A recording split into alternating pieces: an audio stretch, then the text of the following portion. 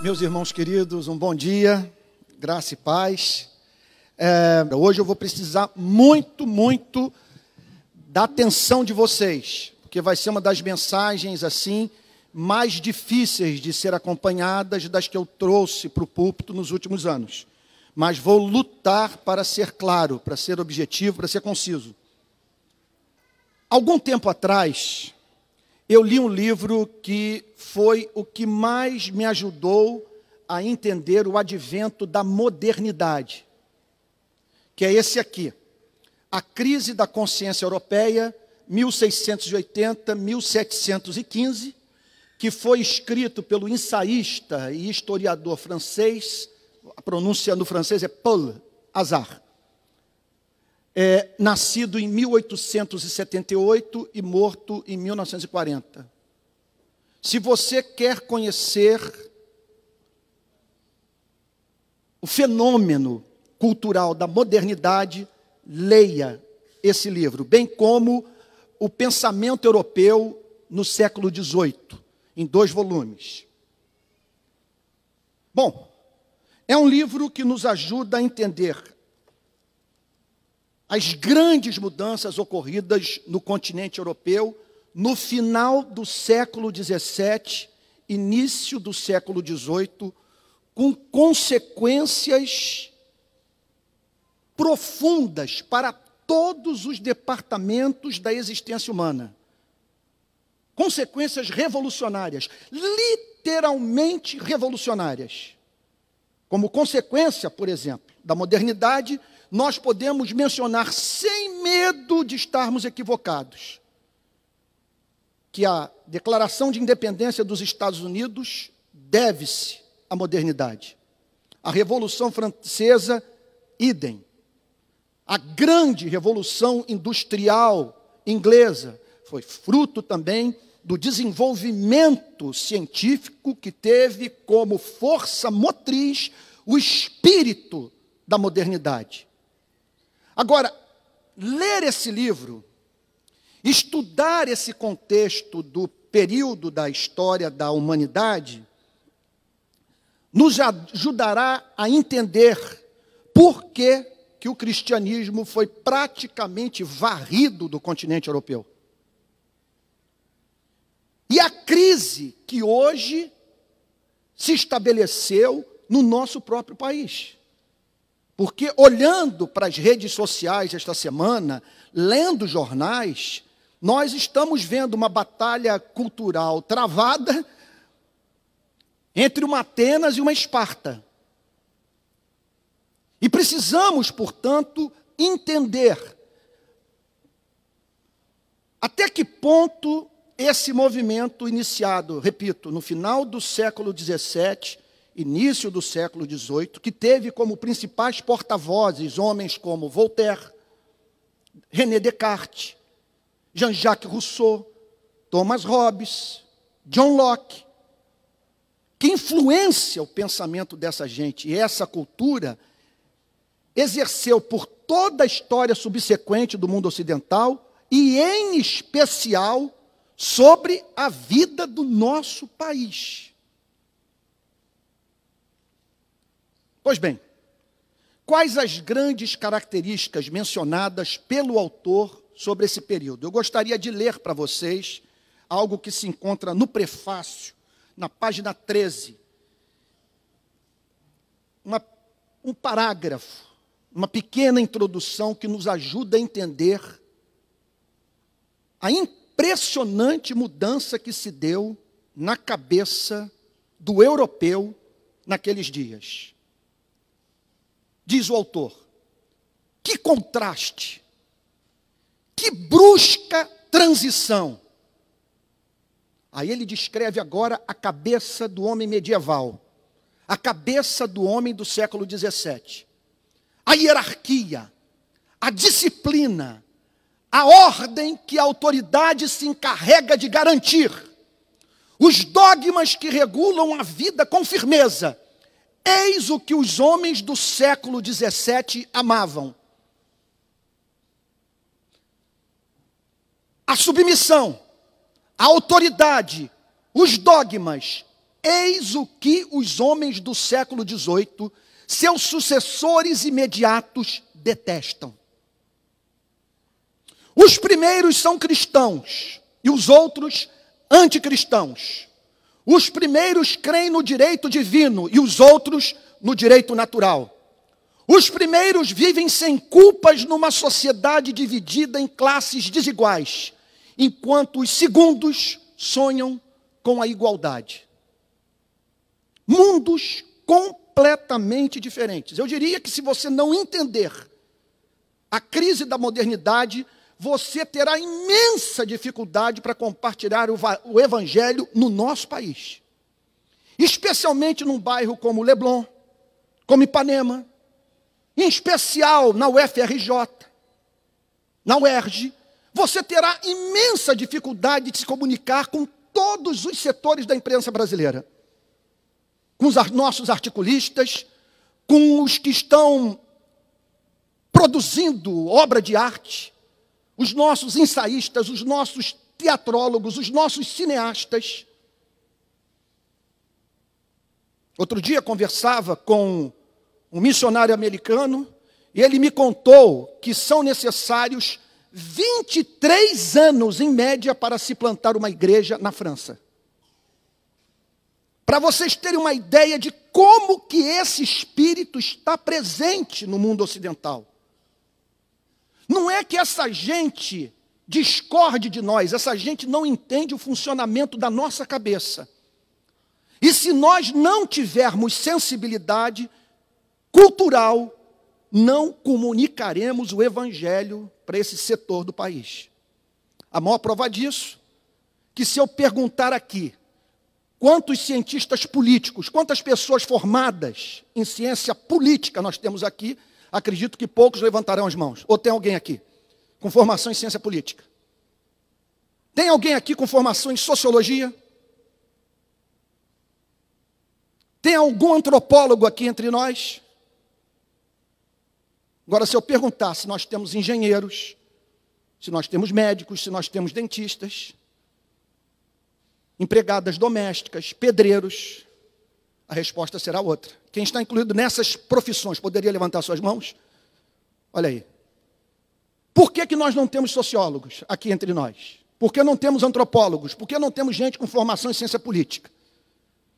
Não apenas porque essas pessoas estão em menor quantidade na sociedade, mas que elas foram forjadas dentro de uma cultura que tem um culto como esse, como um absurdo. O que ocorreu no final do século XVII, início do século XVIII, que tomou conta do espírito europeu no século XVIII e que culminou em movimentos revolucionários, na formação de estados-nações e que mudou o perfil da história da humanidade. Vamos a alguns traços dessa época.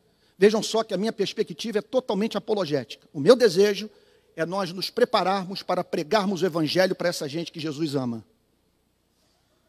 que Jesus quer resgatar.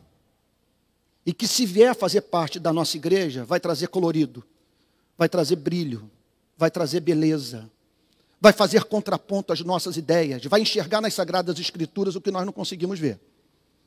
Em primeiro lugar, observa-se naqueles dias a ideia de que a sociedade corrompe o homem.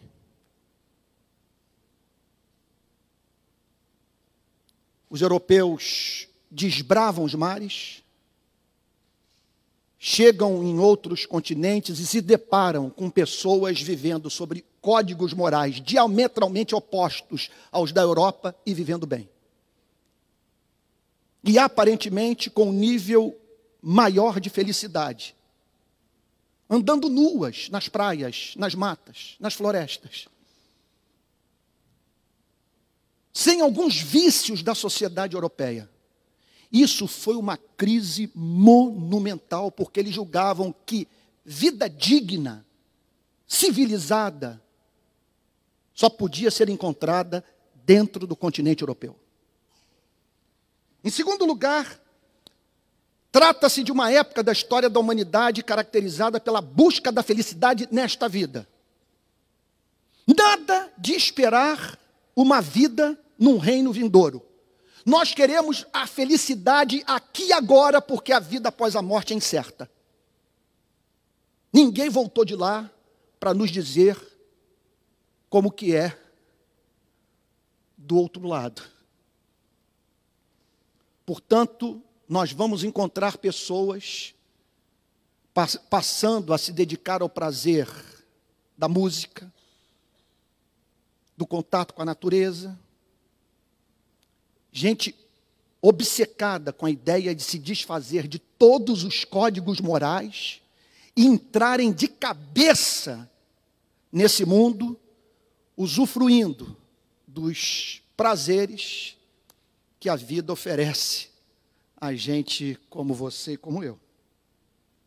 Portanto, uma vida impressionante, foi uma revolução, caracterizada por uma verdadeira rebelião contra absolutos morais. A ideia é a seguinte: eu não quero saber se quem está falando está fardado, vestido de gola clerical ou em trajes reais. A verdade não está estribada na autoridade de quem fala, nem na sua antiguidade. Ela tem que ter evidência, ela tem que ter prova empírica. Ela tem que passar pelo crivo da razão. Não quero saber se o bispo falou. O que eu quero saber é se o bispo pode provar o que ele declara. Portanto, é uma época caracterizada por um profundo ceticismo. Mas veja só, não a ponto deles duvidarem do uso da razão, é uma época profundamente racionalista. Contudo, caracterizada por uma decisão inicial, no approach a qualquer campo do conhecimento, de fazer tábula rasa de tudo. Eu duvido de tudo e quero construir minhas convicções de modo pessoal a partir do meu convencimento racional. Trata-se de um período profundamente cientificista, em que se usa o método das ciências naturais, das ciências exatas, e se aplica à religião e à filosofia. Queremos a evidência, queremos a prova empírica do que está sendo declarado. A liberdade passou a ser vista como valor supremo. Não venha colocar canga sobre os meus ombros. Não venha com essa camisa de força, cerceando o meu desejo de ser feliz.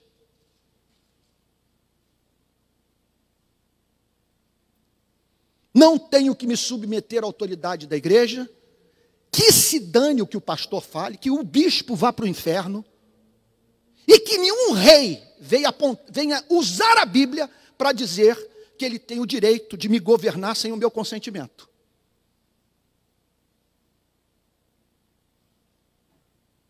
Eu quero fraternité, igualité e liberté, os grandes lemas da Revolução Francesa: igualdade, liberdade e fraternidade. A liberdade passou a ser vista como valor supremo. Liberdade intelectual, liberdade moral, liberdade eclesiástica e, acima de tudo, liberdade política. Nós queremos o sufrágio, nós queremos ser governados com nosso consentimento, ter o direito de tirar o rei, de depor o rei, de depor a autoridade pública a hora que bem entendermos. Desde que ela não cumpra o que foi pactuado em sociedade. Então, trata-se de um período profundamente racionalista da história da humanidade. E aí está o golpe.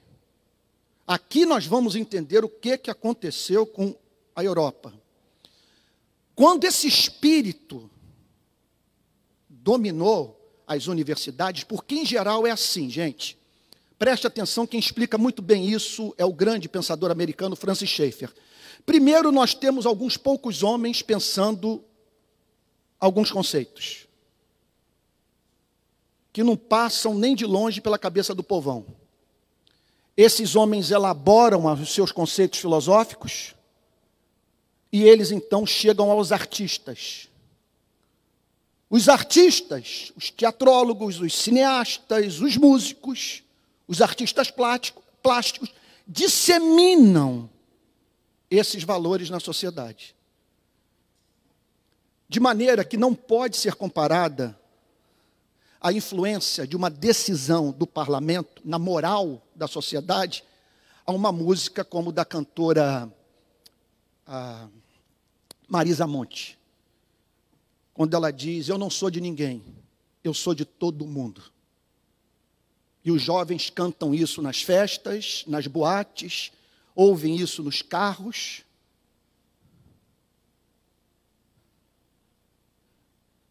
E a cabeça de toda uma geração está formatada.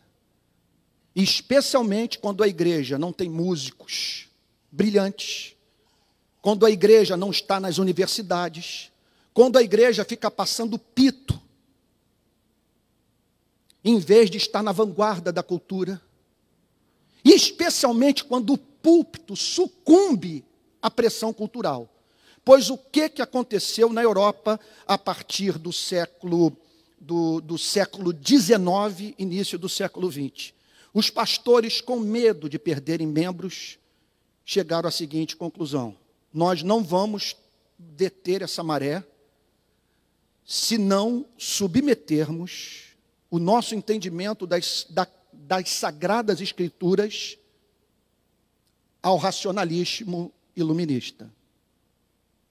Não passa pela cabeça de um racionalista o fenômeno de um milagre. Andar por sobre as águas, multiplicar pães, ressuscitar mortos.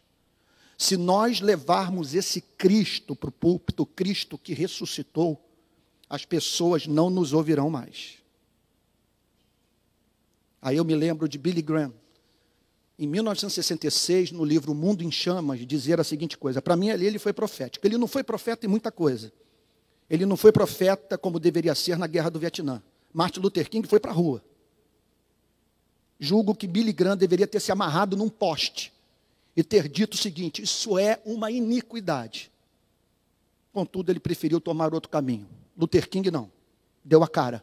Foi às ruas e protestou contra a Guerra do Vietnã. Mas ele disse uma verdade: que nenhum sistema está seriamente ameaçado pelos inimigos de fora, a não ser que ele já tenha sido enfraquecido pelos inimigos de dentro. Uma igreja sem boa classe de escola dominical, sem um púlpito expositivo que prega a palavra de Deus, sem ministros cultos que têm tempo para estudar e que pregam no poder do Espírito Santo, e cristãos que levam para os seus campos de atividade profissional o evangelho, essa igreja, não tem a mínima dúvida, sucumbirá à cultura. E vai ficar gritando, gritando, gritando, e ninguém a ouvirá. Porque não é por força nem por violência. É pelo Espírito Santo. E com inteligência. Porque a palavra de Deus diz que nós não devemos ser como o cavalo e a mula, os quais só com cabrestos, com chicotes são dominados. Mas que nós devemos viver com entendimento. Então, trata-se de um período da história da humanidade profundamente hedonista. É uma ruptura com o claustro da Idade Média. Com uma igreja que ouvia uma música arrastada, um verdadeiro requiem. Com os monges com aquelas suas roupas escuras. Com homens e mulheres abrindo mão da felicidade nesse planeta, julgando que o Criador só se torna satisfeito com a vida humana quando o homem é suficientemente infeliz para merecer a graça de Deus. O ataque ao cristianismo foi devastador. E é interessante, nós temos que nos familiarizar com as acusações que eles faziam.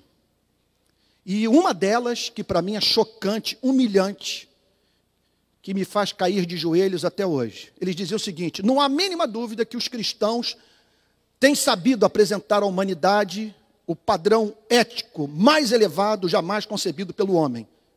Contudo, o padrão ético que eles não vivem. Nós observamos que não há diferença entre cristãos e ateus. Nós não precisamos dos cristãos, porque encontramos na sociedade ateus vivendo vida muito mais relevante do que os que se dizem cristãos. E olhe para as cruzadas, olhe para as guerras religiosas, olhe para a noite de São Bartolomeu, olhe para a guerra dos 30 anos, olhe para os conflitos internos, olhe para a cisão entre protestantes e católicos. Isso é uma gente doente. Nós temos que nos livrar desta praga. E não há mínima dúvida que a igreja, em parte, colheu o que semeou.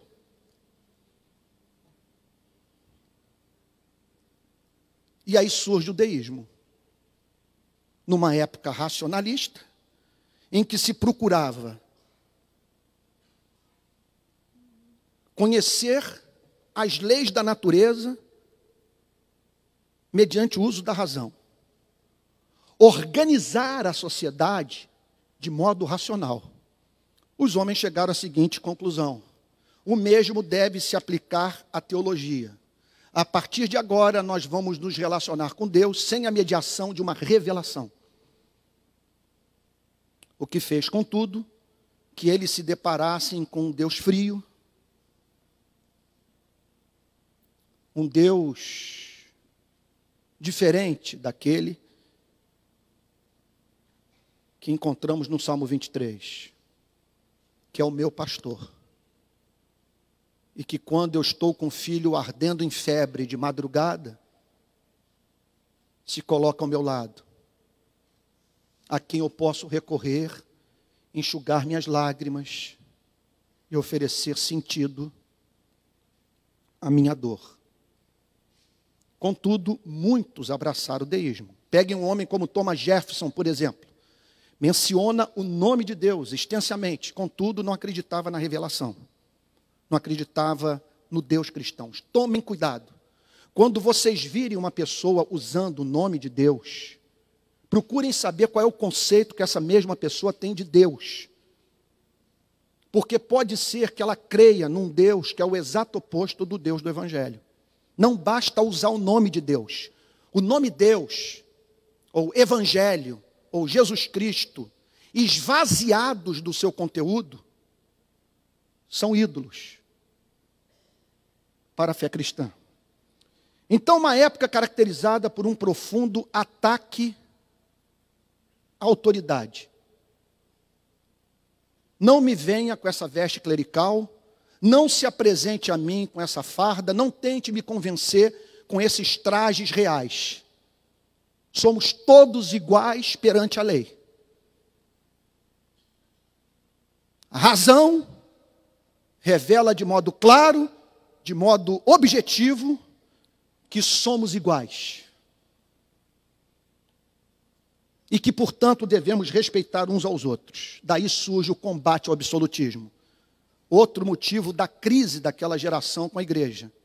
Porque sempre que a igreja se associa ao poder, quando as coisas vão mal com o poder, a igreja perde a sua autoridade. E foi o que aconteceu, especialmente na França, no período de Luís XIV. Os papas simplesmente incensavam o poder real, enquanto o povo amargava as condições de vida mais miseráveis que se podia imaginar. Quando vem a Revolução Francesa, eles querem decapitar bispos e o rei, e banir o cristianismo da história. É bem verdade que houve muito preconceito, é bem verdade que houve na modernidade manifestações da queda da nossa natureza adâmica, mas não há mínima dúvida que a igreja cavou a sua própria sepultura. E um dos passos que ela deu para a perda da sua supremacia moral, intelectual na Europa foi a associação com o poder temporal. Vocês se lembram do que aconteceu aqui no Rio de Janeiro? Lula abraçado com Sérgio Cabral abraçado com Eduardo Paes, vamos realizar a Copa do Mundo e as Olimpíadas.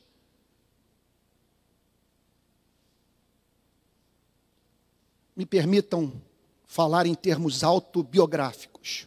A mão invisível do Criador me preservou de me associar ao prefeito e ao governador. Eu estaria hoje com o meu ministério arruinado. Como calvinista, eu desconfio de todos os seres humanos, especialmente os seres humanos investidos de autoridade. O poder corrompe e o poder absoluto corrompe absolutamente. É como alguém já disse, o pastor resolveu dar uma medalha para o crente mais humilde da sua igreja. E não é que o rapaz usou a medalha? Nada, Calvino diz, que seja acrescentado à nossa vida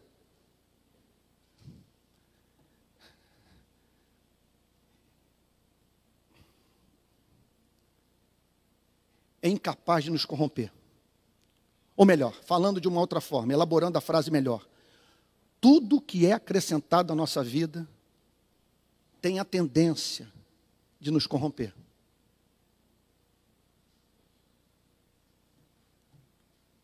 É uma época marcada também pelo chamado direito natural.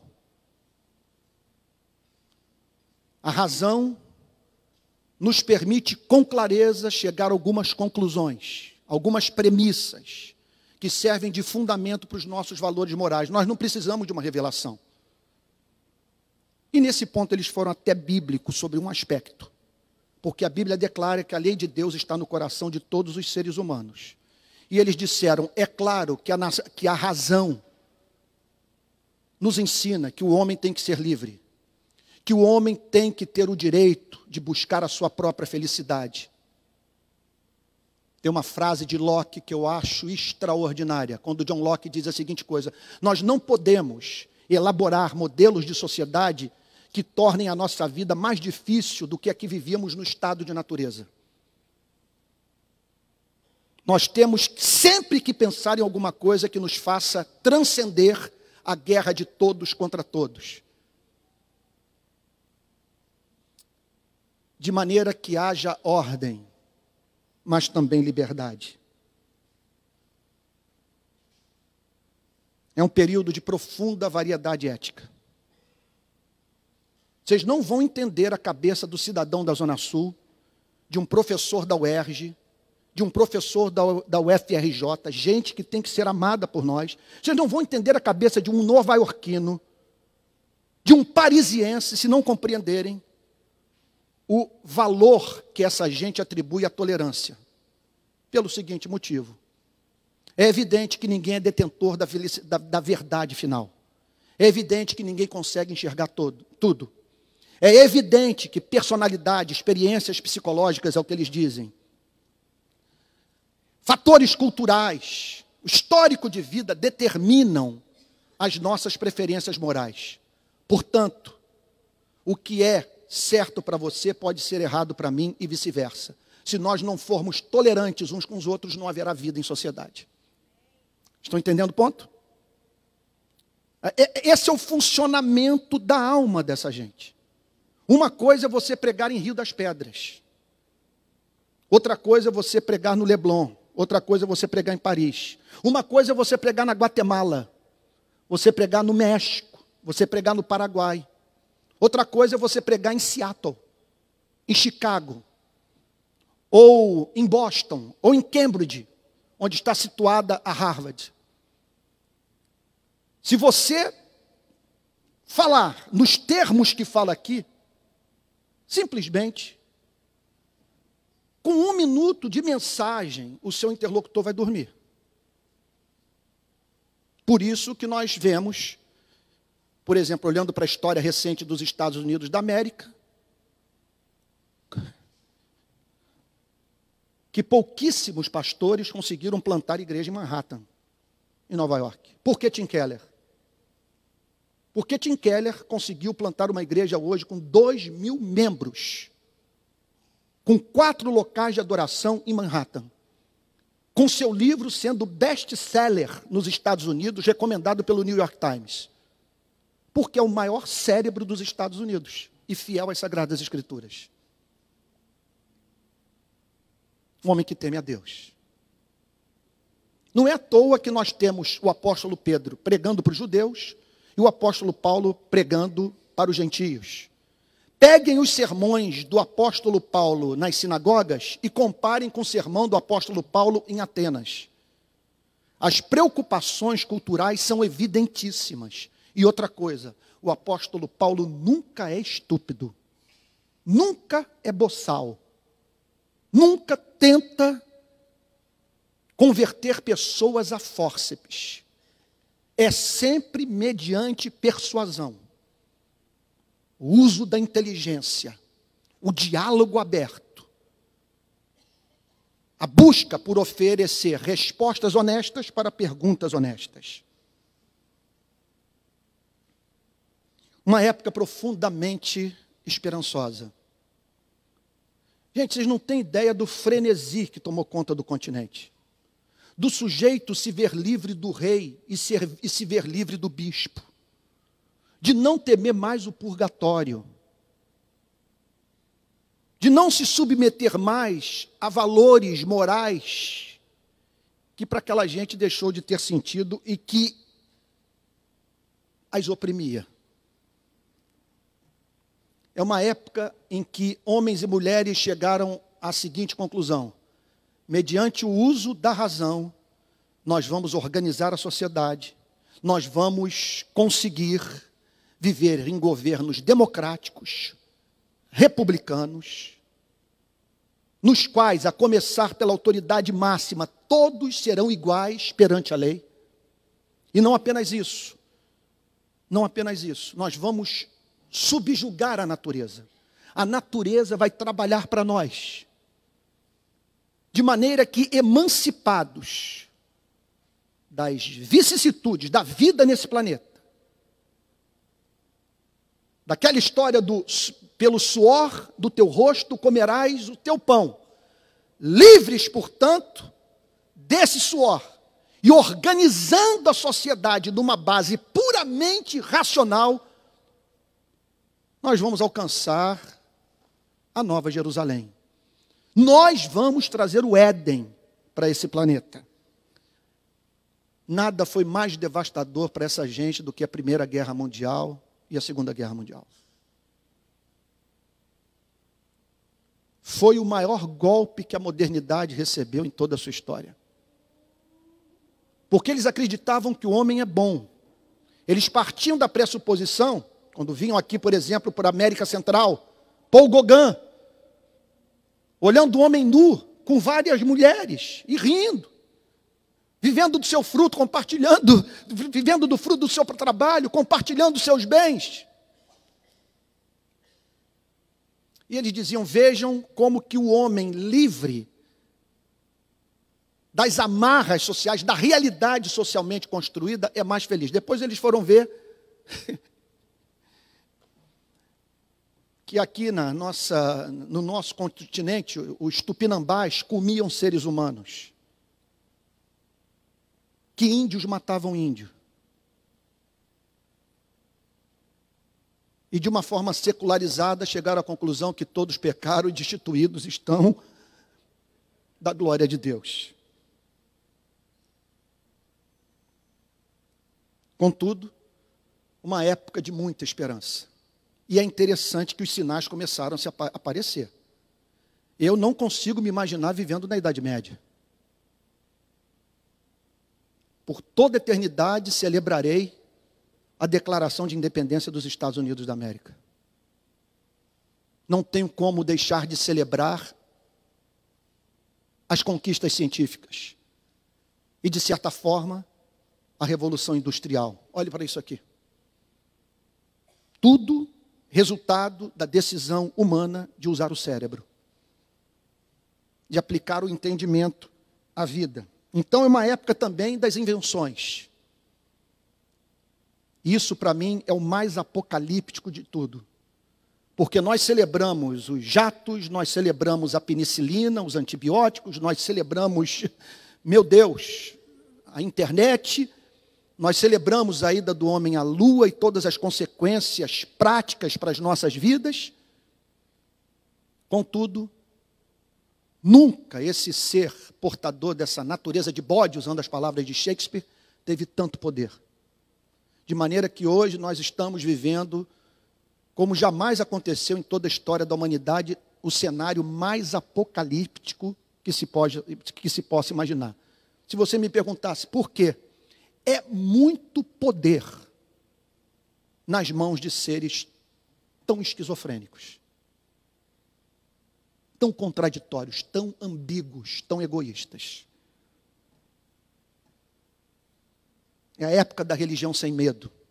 É interessante também, é a época que sai o guerreiro, sai o cavaleiro medieval e entra o burguês, o comerciante, aquele que produzia riqueza. Vejam, portanto, como que a nossa identidade é definida pela cultura. Às vezes nós encontramos pessoas dizendo, eu quero ser livre, eu quero ser livre. Se você vai para a Idade Média, você vai ver a cultura levando o garoto para o campo de batalha, para portar uma espada, para ser um bom guerreiro. Ele entendia o seguinte, se eu tiver traços efeminados, eu tenho que combatê-lo. Porque o homem verdadeiro é o guerreiro. E que não vai para a cama contra o homem. É o que mata pelo seu país. Tim Keller diz a seguinte coisa, se hoje você for a Nova York, você vai encontrar o extremo oposto. Se um rapaz sentir uma tendência homossexual, ele dirá, eu tenho direito de definir a minha sexualidade como eu bem entender, porque ninguém nasce definido. O homem primeiro nasce e depois sai em busca da sua definição. E ao mesmo tempo, os instintos de violência, ele represará. Ele dirá, eu não posso ser violento, eu não posso matar, eu não posso espancar pessoas.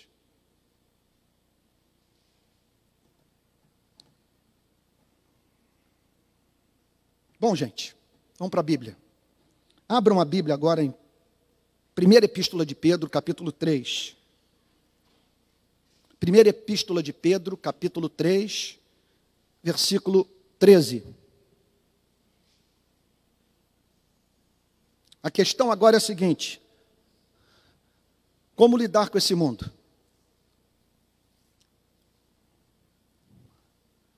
Entenda uma coisa, se você puder aqui olhar para mim, se já abriu a Bíblia,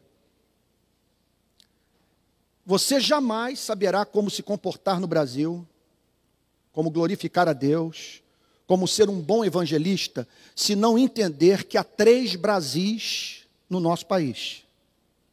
Nós temos um Brasil pré-moderno, um Brasil moderno e um Brasil pós-moderno. Nós temos um Brasil que está no século XVII, um Brasil que está na Idade Média, um Brasil disposto a se submeter, um Brasil que crê na autoridade daquele que fala, um Brasil místico, um Brasil de alma profundamente mística. Por isso que a igreja presbiteriana é um ovo e os pentecostais estão espalhados na nação inteira.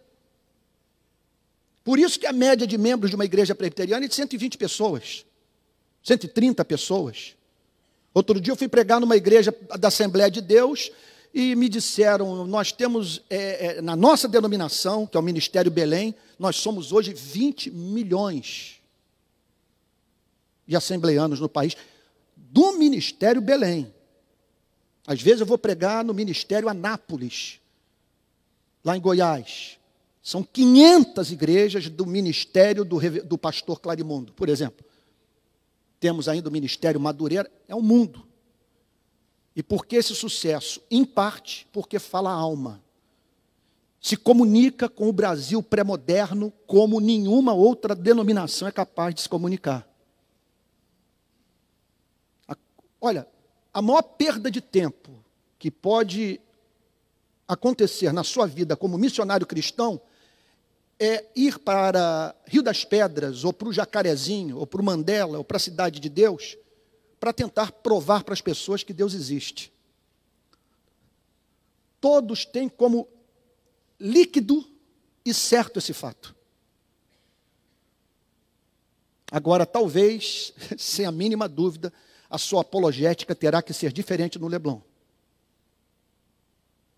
E o pastor que teve sucesso em Rio das Pedras pode ser que amargue péssimos resultados na Zona Sul do Rio de Janeiro. Porque na Zona Sul nós já encontramos uma mentalidade mais moderna, uma mentalidade mais cientificista, mais racionalista. E mais do que isso, um setor diminuto da nossa sociedade, mas que exerce uma influência brutal nos meios de comunicação, abraçou aquilo que alguns chamam de pós-modernidade, que Tim Keller chama de modernidade tardia, que é um grupo que se insurge contra o racionalismo do final do século XVII e do século XVIII, que diz o seguinte: a razão não nos leva a lugar algum. Ninguém fez, talvez a crítica mais devastadora da modernidade saiu da boca daquele tipo de ser humano que a Bíblia chama de pedra. A Bíblia fala das pedras clamarem. E esse homem foi Nietzsche. Nietzsche disse a seguinte coisa: vocês mataram Deus. Deus está morto na cultura. Vocês se afastaram do cristianismo, que ele odiava também. Agora, vocês não entenderam uma coisa. Vocês são os coveiros da própria cultura europeia. Porque sem o cristianismo não há fundamento para nenhum desses valores que vocês estão sustentando. Qual é o sentido de fraternité, igualité, liberté, lutar pela pátria, se você não sabe quem é, de onde veio e para onde vai? Se a morte é o fim de tudo, de todos e de tudo, do próprio planeta. Pois bem, como lidar com tudo isso? Como lidar com o Brasil pré-moderno, moderno, pós-moderno? Vamos ao texto de 1 Pedro, capítulo 3, verso 13. Ora, quem há de maltratá-los se forem zelosos na prática do bem? Ele está dizendo aqui a seguinte coisa: há algo na natureza humana, em razão do fato do homem ter sido criado à imagem e semelhança de Deus. Irmãos, isso é de fundamental importância, que sempre servirá de porta evangelística para a igreja. E o que é? É o crente bom caráter, é o crente misericordioso, é o crente doce, é o crente que prega o evangelho sem estupidez. O que Pedro está dizendo é o seguinte: qual pré-moderno, qual moderno, qual pós-moderno vai tratá-lo com indiferença, vai mandá-lo para o inferno? Vai dizer que você é um idiota se você for uma pessoa boa, se você é alguém solidário, se ele o vê você se preocupando com a vida, lutando pelos direitos de todos, se ele o pega numa cultura fraturada como a brasileira, fazendo pontes entre os seres humanos e não escolhendo um lado na luta. Ora, quem há de maltratá-los se vocês forem zelosos na prática do bem? Se você me perguntasse quais os princípios que regeram a guinada no seu ministério em 2007 que levaram para dentro da favela e lidar com segurança pública, foi esse versículo. Eu apostei na seguinte coisa: se eu for íntegro, há uma probabilidade de eu ter o respeito de todos.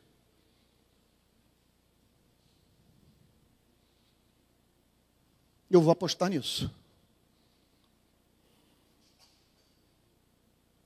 Agora, entenda uma coisa: não há apologética.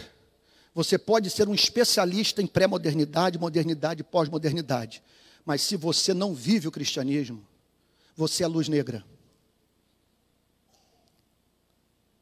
Se você não vive o cristianismo, não há argumento racional que convencerá. Esses dias um missionário batista disse isso para mim, eu falei: parceiro, eu vou espalhar isso pelo país. Eu vou espalhar, porque ele é especialista em evangelização de muçulmano. É um pastor batista que desenvolve um trabalho na cidade de Foz do Iguaçu, no Paraná. E ele me disse a seguinte coisa: Antônio, antes das pessoas se afeiçoarem pelo evangelho, elas se afeiçoam pelo pregador, pelo crente. Se você quer que as pessoas amem o evangelho, você tem que levá-las a amar você. Você nunca vai convencer ninguém e aproximá-lo do evangelho, o chamando de coxinha ou chamando de esquerdopata. Isso não é fraseologia de regenerado. Verso 14. Mas, mesmo que venham a sofrer por causa da justiça, porque é possível isso, sempre haverá alguém que vai dizer o seguinte: ele é bom, mas está interferindo nos meus interesses. É isso que eu mais temo. Ele é bom,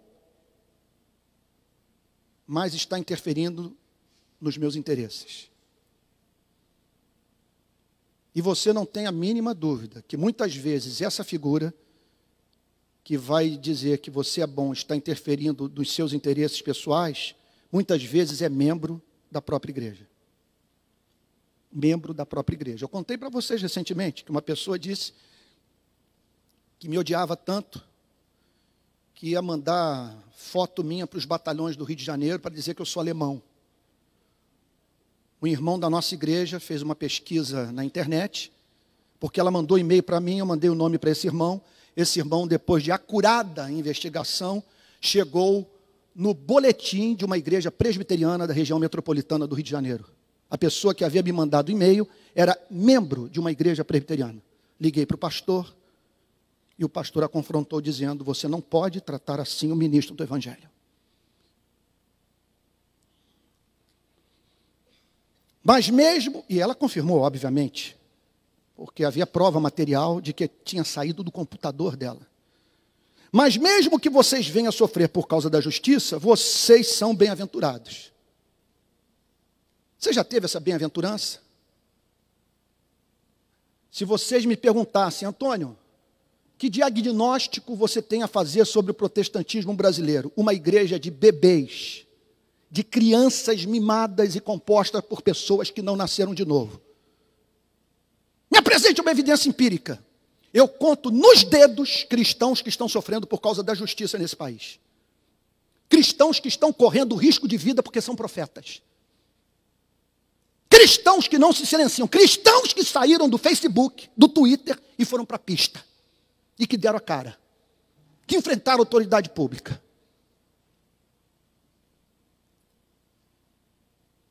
Mas mesmo que venham a sofrer por causa da justiça, vocês são bem-aventurados. Que palavra maravilhosa. Isso aqui é um outro tipo de crente. Não tenham medo das ameaças, nem fiquem angustiados. Pelo contrário, santifiquem Cristo como Senhor no seu coração. E agora, a declaração final, e aqui eu termino. Estando sempre preparados para responder a todo aquele que pedir a razão da esperança que vocês têm. Esse é o ponto. Estando sempre preparados para falar sobre a razão da esperança que há em vocês. E essa deveria ser, portanto, a preocupação precípua de uma igreja como essa. Como estabelecer contato? Não adianta você bater na imprensa. Não adianta você dizer que a imprensa é de esquerda, que a imprensa está vendida para o socialismo. Você tem que pensar em como alcançar o jornalista. Como entrar nos meios de comunicação. Como estabelecer pontes com as nossas universidades.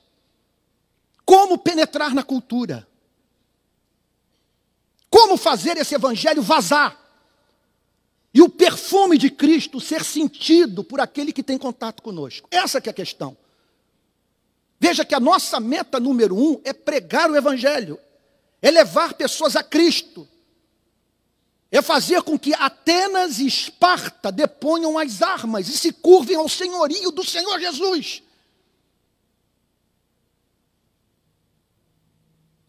E nesse sentido, nós precisamos estar preparados para dizer para as pessoas qual é a razão da nossa esperança.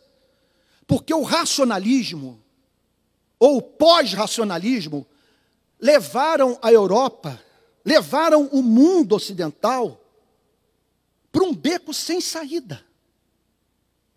Eu me lembro, por exemplo, do filme que mais marcou minha vida. Se você me perguntasse qual foi o filme mais importante da sua vida, mas sem a mínima dúvida, sem pestanejar.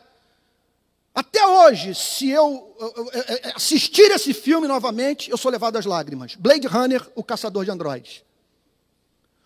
Numa das cenas do filme, das mais emblemáticas, o androide está morrendo.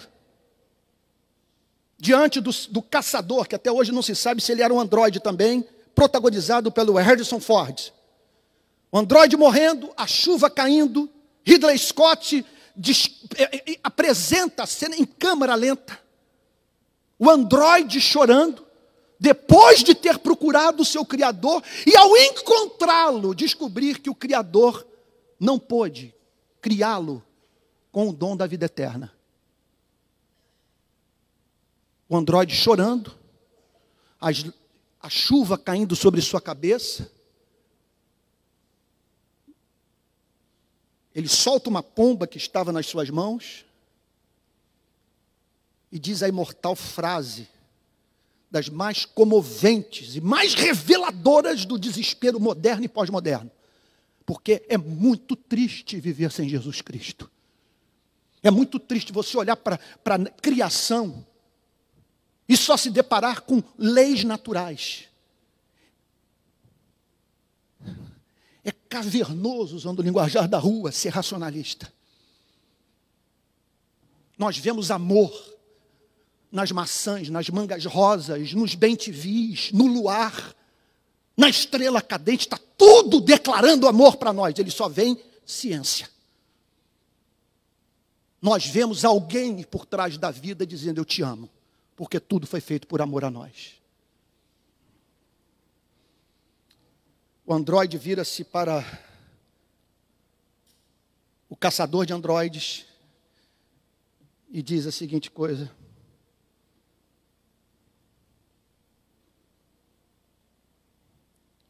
eu vi coisas que jamais sairão da minha memória. Aí ele fala do seu contato com as galáxias, com estrelas, com as guerras no espaço interestelar.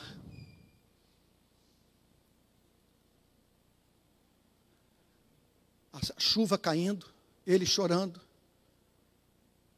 e morre dizendo, todos estes momentos ficarão perdidos no tempo, como lágrimas na chuva. Que desespero, irmãos. Esse é o mundo que nós estamos lidando.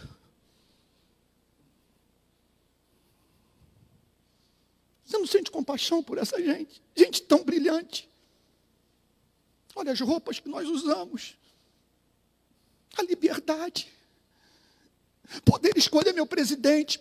Poder tirar o meu presidente. Tudo luta dessa gente. Contudo, sem saber quem é, de onde veio, para onde vai. A última coisa que essas pessoas precisam é de uma igreja sem alma, uma igreja sem lágrimas, uma igreja que não saiba fazer boa apologética, que não saiba apresentar a razão da sua esperança. Por que nós temos esperança?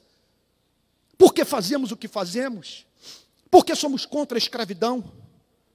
Porque achamos que o homossexual tem que encontrar espaço na sociedade? Porque nós temos uma resposta. Todos os seres humanos foram criados à imagem e semelhança de Deus. Todos. Tocar no ser humano é tocar na menina dos olhos do Criador.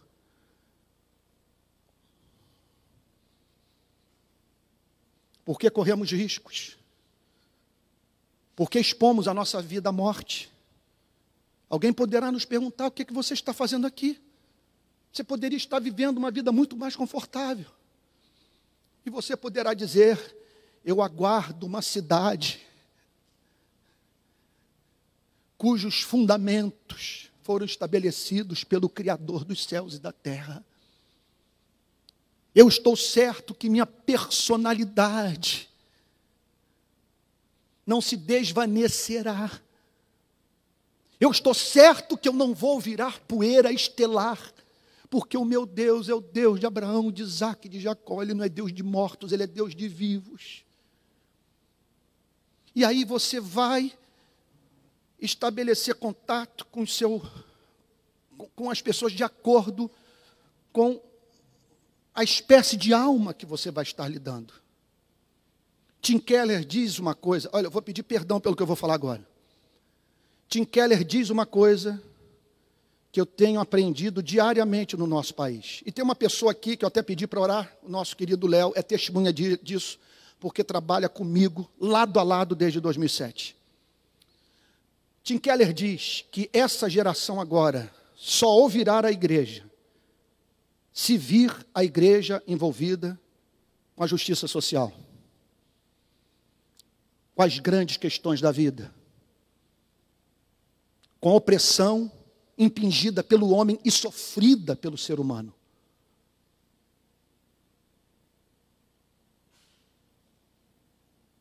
Quando eu dei início ao movimento, conversando com um jornalista do jornal o Globo, eu disse a seguinte coisa: mas pode ser que eu tenha vida curta, porque quando descobrirem o que eu penso, vão dizer que eu sou conservador. Eu tenho um pensamento conservador com relação ao aborto. Tenho um pensamento conservador com relação à sexualidade. Ele me disse a seguinte coisa: nunca mais vou me esquecer dessas palavras. No shopping da Tijuca, ele falou: Antônio, eles vão dizer que você é conservador, mas um conservador que faz. Eles terão seu respeito. O que aconteceu? De 2007 para cá, eu tenho contato com todos os setores da imprensa do Brasil e do exterior. BBC, CNN, Jornal Globo, Folha de São Paulo, Estadão. Todas as emissoras de televisão cobrem o que o pastor evangélico conservador está fazendo. Por quê? O que essa gente não tolera é burrice, é falta de tato, é boçalidade. E essa gente precisa ser alcançada pela Igreja de Jesus Cristo. Tempo atrás, o filho do Zoenir Ventura veio me chamar para uma entrevista. Me chamou 2 vezes, ele falou: você é a única pessoa que foi entrevistada 2 vezes por mim na minha coluna. Na primeira entrevista, ele abriu uma bolsa, tirou um calhamaço assim, um monte de papel, dizendo: isso aqui são as cópias de todos os artigos que você tem escrito. Eu leio tudo que você escreve.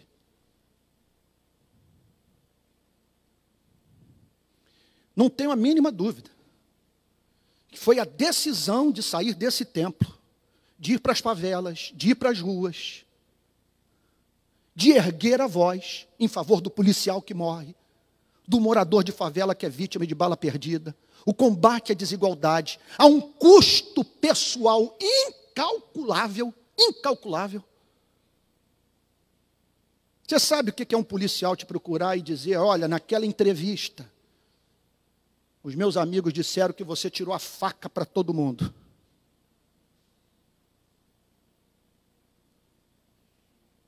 E de você ter gente aconselhada a não andar na companhia de um filho meu,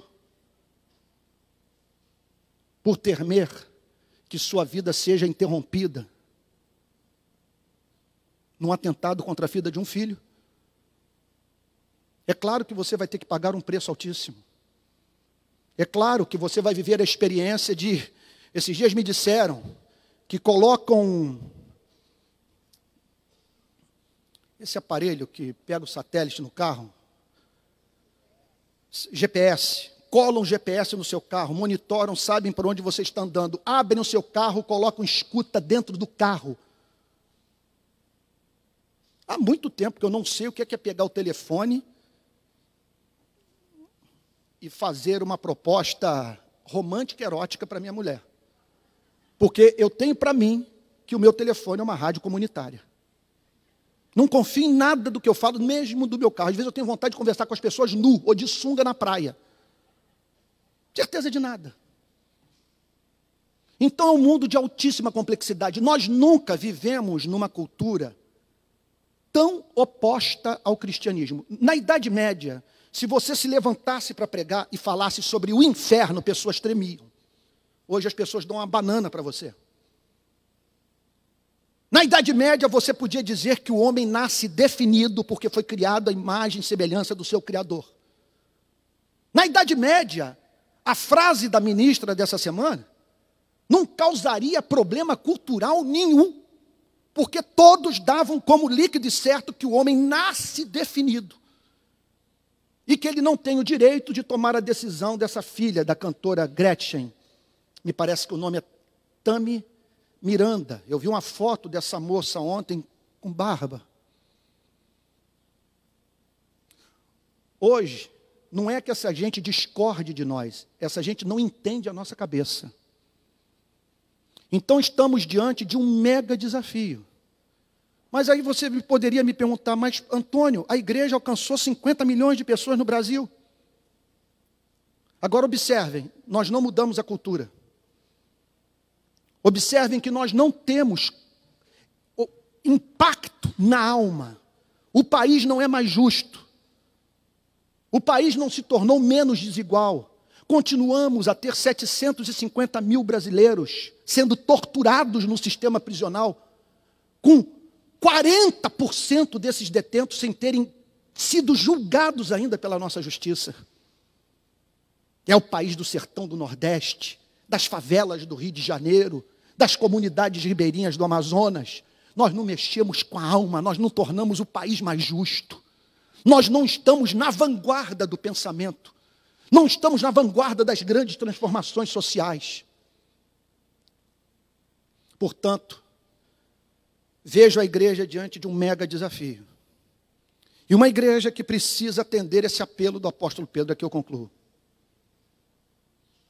Que apelo é esse? Número 1. Entenda que apologética não resolve. Você tem que ser santo. E se você for santo, ainda que seja visto como conservador, se você for amoroso, doce, realmente comprometido com as grandes causas da humanidade, você não será perseguido. Pois quem o há de perseguir se você for zeloso pelo que é bom? Contudo, permanece o desafio intelectual. Há um desafio moral, encarnarmos o cristianismo. Não pode, preste atenção, não pode uma pessoa olhar o nosso discurso, você pegar Isaías, você pegar o Sermão da Montanha, esfregar na cara do não cristão, dizer, olha, quem jamais ensinou uma verdade como essa, tão excelsa, tão sublime, tão santa, e o sujeito dizer, concordo com você, eu só não consigo ouvir o que você diz, porque você não vive o que prega. Isso é um escândalo. Para mim, a acusação da modernidade, que mais me machuca, é quando eles dizem o seguinte, nós não precisamos da igreja, porque a história tem provado que os cristãos não são diferentes dos ateus. Então, há um chamado moral para nós alcançarmos esses 3 Brasis. Mas há um chamado intelectual. Estarmos preparados para dizer para as pessoas qual é a razão da nossa esperança. A prática de boas obras, o cuidado do oprimido, a luta pela justiça social, o trabalho de reconstrução de famílias, porque essa obra tem que ser holística, a visita a hospitais, levar a fralda geriátrica para o policial, que não tem dinheiro para comprar fralda geriátrica e para a igreja com a sua mulher, como eu vi na Ilha do Governador, num policial que levou um tiro na coluna e que hoje não tem o movimento das pernas. Isso cria a plataforma para você ser ouvido. Ser amoroso, ser generoso, ser conhecido no seu condomínio como uma pessoa descomplicada. Agora, uma vez que a plataforma tenha sido criada, você tem que ter cérebro. Você tem que saber o que essa gente está pensando. Ouvir o seu clamor na música, no cinema. Ter contato com a cultura. Não se fechar dentro de um gueto. Como disse o Senhor Jesus, vocês são o sal da terra. O sal era para ser esfregado na carne, para que a carne não apodrecesse. E nós temos que ter esse contato. Contato com gente difícil. Contato com gente complicada, com gente confusa. Agora, veja só. Você espera encontrar o quê?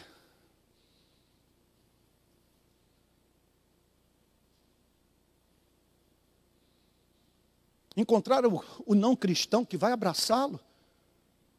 Que vai de antemão concordar com tudo que você diz?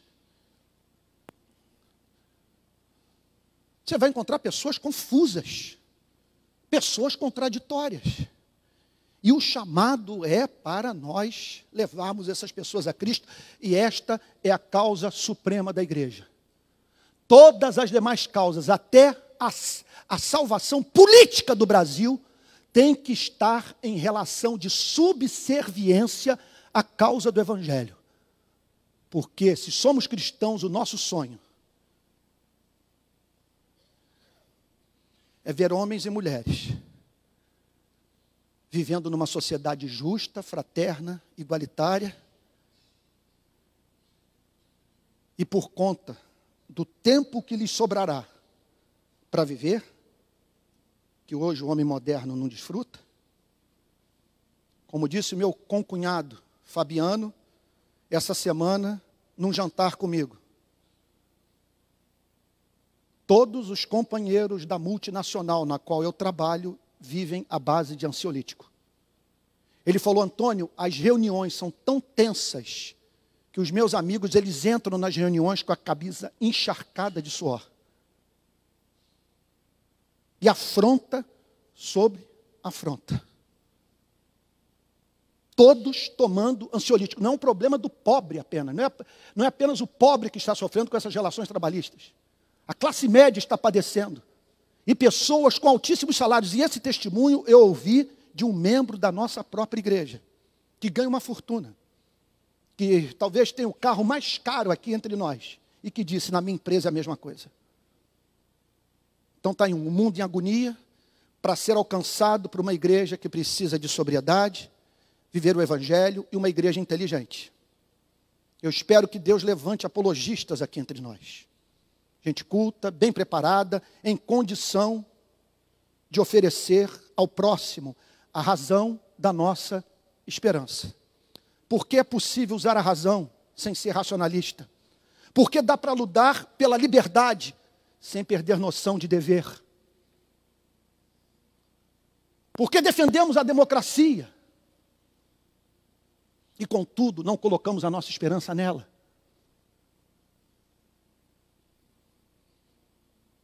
E porque doamos a nossa vida,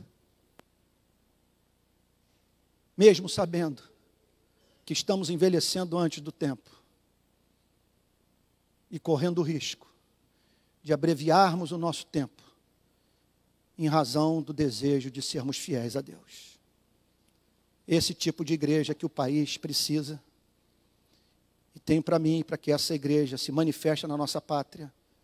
Veja só, essa igreja, antes de precisar de batismo com o Espírito Santo, de avivamento, ela está precisando de conversão.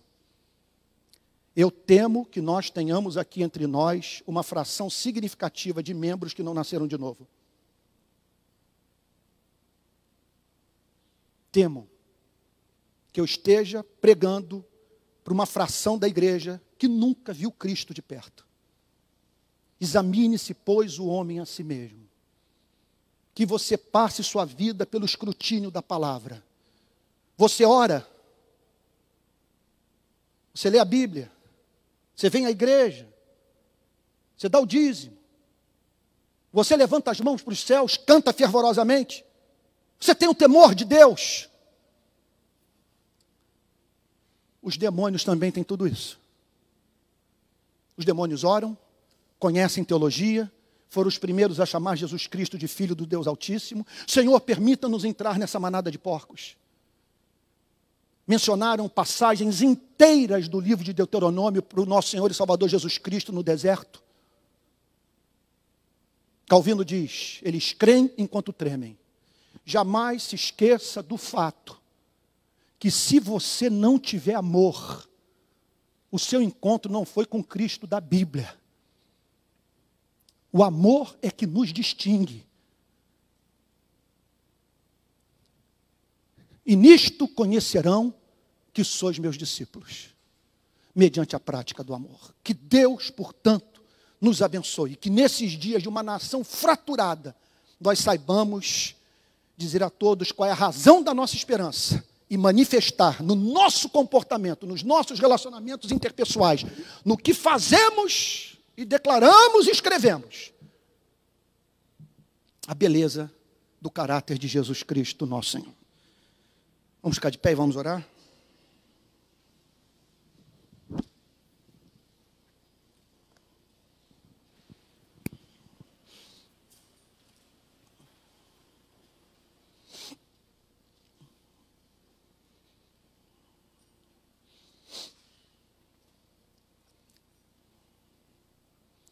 Senhor, nosso Deus e nosso Pai, nós queremos celebrar o Teu nome pela modernidade. Nós te agradecemos por aqueles que lutaram pela democracia, aqueles que lutaram pela república, aqueles que buscaram a reforma do sistema prisional, aqueles que combateram a fome, a miséria. Nós te agradecemos, Senhor, pelos bons frutos, aquilo que houve de bom na Revolução Industrial. Nós louvamos o Teu nome por cada descoberta, por cada nova ferramenta inventada pelo homem. Contudo, Senhor, estamos assustados, porque o homem passou a viver em autonomia em relação ao seu Criador.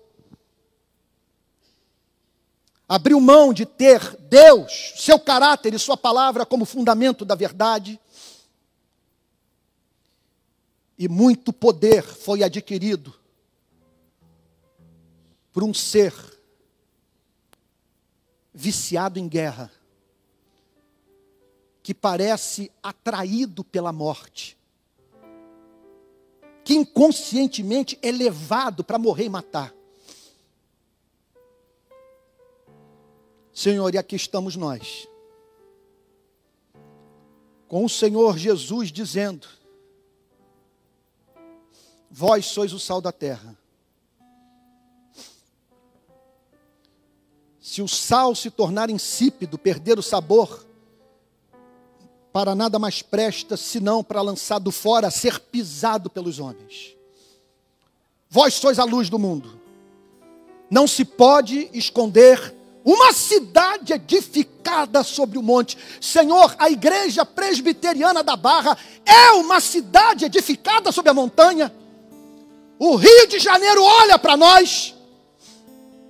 Amor entre nós, a coragem, a simetria de caráter na nossa igreja. Quem nós somos, Senhor? O que é fake entre nós? O mundo em agonia, Senhor. E Tua palavra nos chama para sermos zelosos pelo que é bom, porque se vivermos em santidade, muito provavelmente pessoas nos ouvirão. Quem há de perseguir a igreja, se a igreja for encontrada na prática do bem, for zelosa pelo que é bom? Pedimos a Ti graça para comunicarmos aos não cristãos a razão da nossa esperança. Com educação, com bom senso, com inteligência, com sensibilidade cultural. Dá-nos versatilidade, graça para pregarmos, Senhor, na Rocinha, na UERJ, no Leblon, Senhor. Ou para um articulista que a Tua providência faz cruzar o nosso caminho. Renove em nós o fervor evangelístico, Senhor. O prazer de levar essa nação, a alegria de levar essa nação, a esperança de levar esta nação, o prazer com esta visão, Senhor, de um país que come a comida e sente o sabor, porque tem um Criador ao qual prestar culto de ações de graças. Senhor, nós sabemos que o juízo sempre começa pela casa de Deus. Por isso nós queremos te pedir, converte aqueles que estão entre nós, que não nasceram de novo ainda.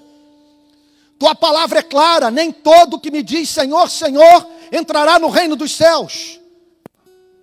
Tua palavra, Senhor, nos mostra homens não regenerados manifestando dons espirituais. Saul profetizando, Balaão profetizando, Judas Iscariotes operando milagres, e fariseus estudando a lei, cantando hinos, memorizando versículos, sacrificando no templo. E o Senhor dizendo: se a vossa justiça não excederem muito a dos fariseus, de modo algum vocês entrarão no reino dos céus. Por isso nós pedimos, Senhor, converte a nossa igreja. Se há pessoas aqui que tiveram encontro com a instituição, mas que não tiveram encontro com Cristo, Senhor amado, que hoje seja o dia do novo nascimento, do arrependimento, Senhor. E aí sim, a partir de uma igreja convertida, sela esta igreja com fogo pentecostal, Senhor. Derrama daquele poder, Senhor, que traz brilho aos olhos, Senhor, que faz com que o louvor ganhe beleza. E a vida, Senhor, se transforme em culto de adoração. Que os nossos casamentos sejam uma recomendação do Evangelho. Que a excelência do exercício da nossa atividade profissional chame a atenção de todos.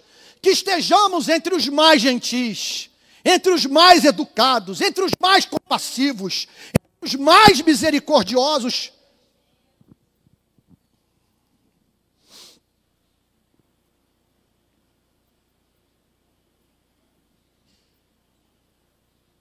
Dá-nos graça, Senhor, para alcançar essa gente brilhante. Traz também para a nossa igreja antropólogos, cientistas políticos, jornalistas, sociólogos, Senhor. Traz gente familiarizada com esses temas, Senhor. Traz gente de esquerda, traz marxistas, traz gente de direita, Senhor. Traz neoliberais. Queremos ver todos, Senhor, todos, sonhando os sonhos do reino, manifestando o caráter de Deus em sua vida. Que a nossa igreja, Senhor, de modo algum, venha repelir quem quer que seja. Que só não haja espaço entre nós, para aqueles que teimam em associar o sagrado ao profano, que julgam que pelo seu muito falar serão ouvidos, e que é possível uma pessoa nascer de novo, sem ter amor em sua vida. É a oração que fazemos em nome do Senhor Jesus, com perdão dos nossos pecados. Amém.